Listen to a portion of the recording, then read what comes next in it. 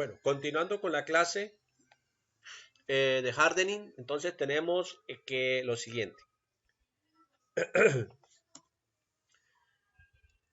¿Qué se busca con el hardening? Entonces esa pregunta la tenemos que comenzar a desarrollarla. ¿Okay? ¿Qué es lo que buscamos con ella? Entonces, primero, hacerle la vida más difícil al atacante, reforzar al máximo posible la seguridad de su equipo y ganar tiempo para poder minimizar las consecuencias de un inminente incidente de seguridad. Entonces, tres principios. ¿Por qué debemos hacer hardening? Porque le ponemos más difícil al atacante, reforzamos la posibilidad de la seguridad de su equipo, reforzamos y ganamos tiempo para poder minimizar las consecuencias inminentes de la incidencia de seguridad. Hay que dejar claro que el hardening, ojo, el hardening del sistema operativo es que no necesariamente logrará forjar equipos invulnerables, ¿sí? Porque acuérdense que si nos vamos a la ecuación de lo que es el riesgo, un riesgo nunca va a ser cero. Siempre va a estar la posibilidad de que ocurra la incidencia. Entonces, invulnerables, entonces ya sabemos que no lo somos. Pero lo que hacemos es minimizar ese riesgo. El host es solo una capa del modelo de defensa en profundidad, ¿sí? Si ustedes se acuerdan el ejercicio que hicimos en clases anteriores, donde hicimos análisis de los modelos de defensa en profundidad, pues entonces ahí hablamos de que el host hace parte de una capa del modelo de defensa en profundidad. Entonces acá tenemos una estructura donde tenemos un firewall protegiendo nuestra red y los equipos que hacen parte de nuestra red, ¿sí? Entonces tenemos acá otra estructura donde tenemos una red interna de una empresa, un firewall y comunicándonos a internet a través de VPNs, ¿sí? Entonces todo eso hace parte de hacer hardening. El internet, aquí tenemos un ejercicio donde tenemos internet, tenemos un access point y tenemos unos equipos. Entonces tenemos que los intrusos van a querer entrar a mi red, pero yo a través de un servidor radius estaría haciendo hardening sobre una red inalámbrica. Entonces, ¿qué es un servidor radius? Para que lo entendamos un poco mejor, eso de pronto lo van a ver ustedes en redes. Un servidor radio lo que hace es que un access point todo el tiempo le va cambiando las credenciales.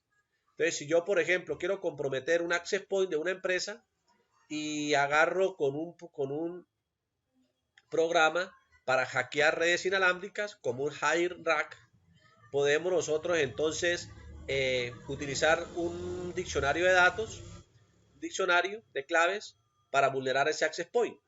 Pero, ¿qué pasa con el servidor radio? El servidor radio le va a hacer creer a las personas, a los intrusos, que la clave siempre es la misma. Y resulta que no es así, porque la clave la va cambiando de forma automática. ¿Sí? Tenemos el perímetro protegido, entonces tenemos que los perímetros se establecen hacia dónde, hacia las zonas sensibles que tenemos en nuestra empresa, ¿sí? Entonces tenemos las zonas militarizadas y las zonas desmilitarizadas. Entonces las zonas desmilitarizadas pues están orientadas a establecer ciertos controles para esas zonas donde las personas que acceden hacia unos recursos pues que tengan acceso, pero ahora hay otras zonas muy militarizadas donde no todo el mundo va a poder acceder. Eso es lo que hace referencia a una zona militarizada y una zona desmilitarizada. Por ejemplo, una zona desmilitarizada, ¿qué podría ser? Un servidor web. ¿Por qué? Porque un servidor web es público y debe estar, pues sí, protegido, pero no con tantos recursos porque entonces se volvería una molestia para la gente. Entonces yo lo que hago es que las zonas desmilitarizadas les pongo ciertos controles no tan robustos como las zonas militarizadas. Entre las actividades propias de un proceso de hacer hardening se pueden contar las siguientes. Configuraciones necesarias para proteger los posibles ataques físicos de hardware de la máquina. Por ejemplo, contraseñas complejas para el arranque del equipo. Aquí hay un ejemplo de una correcta contraseña. ¿Para qué? Para que una persona entre a el setup de un equipo. Configuración de la BIOS. Todos sabemos qué es la BIOS. La BIOS es un software que permite hacer unas configuraciones a la máquina, como por ejemplo ponerlo a bootear, que es lo que normalmente nosotros hacemos cuando vamos a instalar un sistema operativo, que ponemos a mi computadora a bootear por CD o a bootear por una memoria USB o a bootear por el disco duro. Entonces, una configuración robusta de un computador es que esa configuración de la BIOS no la puede acceder cualquiera. Eso a veces nosotros simplemente con dar F8 o F2 o F10 de acuerdo al computador, ingresamos y hacemos esa modificación. Entonces sería una vulnerabilidad que una computadora cualquiera puede entrar a la BIOS. Usted tiene que estar protegida por contraseña y con contraseñas robustas. Deshabilitar el inicio del sistema para cualquier unidad que no sea del disco duro principal. Entonces hay que tenerlo claro. Una de las debilidades que a veces uno detecta en las computadoras es que las personas dejan booteando por disco duro, por USB, por CD. Eso es un error.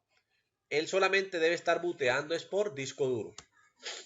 Deshabilitar dispositivos ópticos USB o similares. Entonces, de acuerdo a las características del usuario, yo les decía, por ejemplo, una cajera de un banco no tiene por qué tener activos los puertos USB.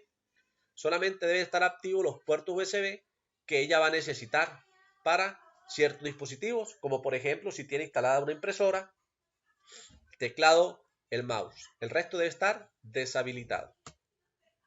Para evitar cualquier entrada de malware desde un medio de almacenamiento externo. Entonces hay que tener mucho cuidado. Instalación segura del sistema operativo. Entonces seguimos acá, paramos para que no se haga muy largo el video.